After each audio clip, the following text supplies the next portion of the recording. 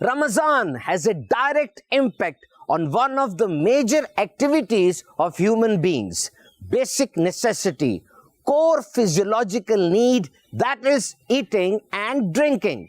रमज़ान मुबारक की वैसे तो बहुत सी बरकतें हैं, लेकिन एक काम ऐसा है, एक एक्टिविटी ऐसी है जो डायरेक्टली सुपरवाइज हो रही होती है, और वो है खाना और पीना। याद रहे, रोजा रख लेना इस चीज का लाइसेंस नहीं है कि अब मैं जो मर्जी खाऊं, जब चाहूं खाऊं और जो चाहूं खाऊं। एहतियात करनी बहुत जरूरी है।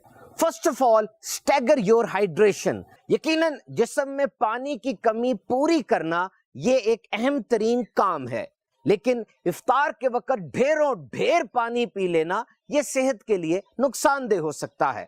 आइए इसको प्लान करते हैं।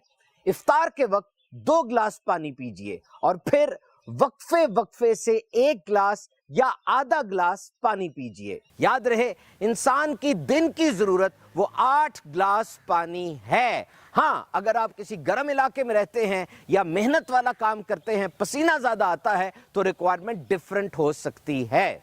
चीनी से भरे खाने, शुगरी फूड्स, ये भूख और प्यास दोनों को बढ़ा देते हैं, and they are having almost no nutritional value. इनमें ग़िज़ाइयत भी बहुत कम होती है। हाँ, मुतबादिल के तौर पर आप घर की बनी हुई रस मिलाई मुनासिब मिकदार में इस्तेमाल कर सकते हैं। याद रहे, हमें दिन में 6 चम्मच चीनी चाहिए होती है, जो पहले ही हमारे खाने में मौजूद होती है।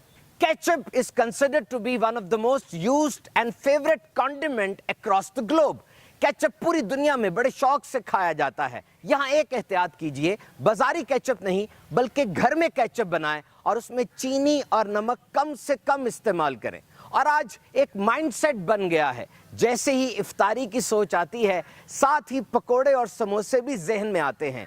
ये सेहत के लिए अच्छे नहीं हैं। हाँ, सब्जियों से भरी हुई चना चाट, दही बल्ले और फ्रूट चाट ये जरूर इस्तेमाल कीजिए। इस तरह आपको सब्जियों और फलों की ग़िज़ाइयत भी मिलेगी और सारे दिन की भूख के बाद जिस्म ताज़ा दम हो जाएगा। सहरी में पराठे और दीगर ऑयली चीज़ें ये कोई अच्छी चॉइस नहीं है, क्योंकि फिर सो जाते हैं तो डिस्पेप्सिया, तेज़ाबियत, सीने की जलन हो सकती है। वन गुड सजेशन होना तो ये चाहिए कि अच्छी नीयतों के साथ नमाज फजर के बाद कुरान मजीद की तिलावत करें, जिक्र व अज़कार और आदो वज़ाइफ में मशगूल रहें। हाँ, one important advice, choose the food which releases energy slowly. ये बहुत अहम बात है। देखिए, ऐसे खाने सहरी में खाइए जिनसे एनर्जी फौरन नहीं निकलती, बल्कि आहिस्ता आहिस्ता रिलीज होती है, ताकि आपके जिस्म को ताकत मिलती रहे।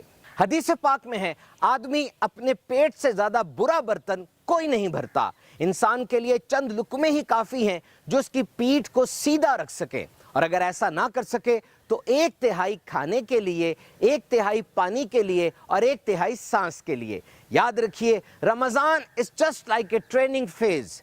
हमें रमजान में रोजे रखने हैं, इबादत करनी है अल्लाह की रजा के लिए, लेकिन अगर एहतियात करें और प्रॉपरली मैनेज करें तो इसके और बहुत से फवायद हासिल हो सकते हैं।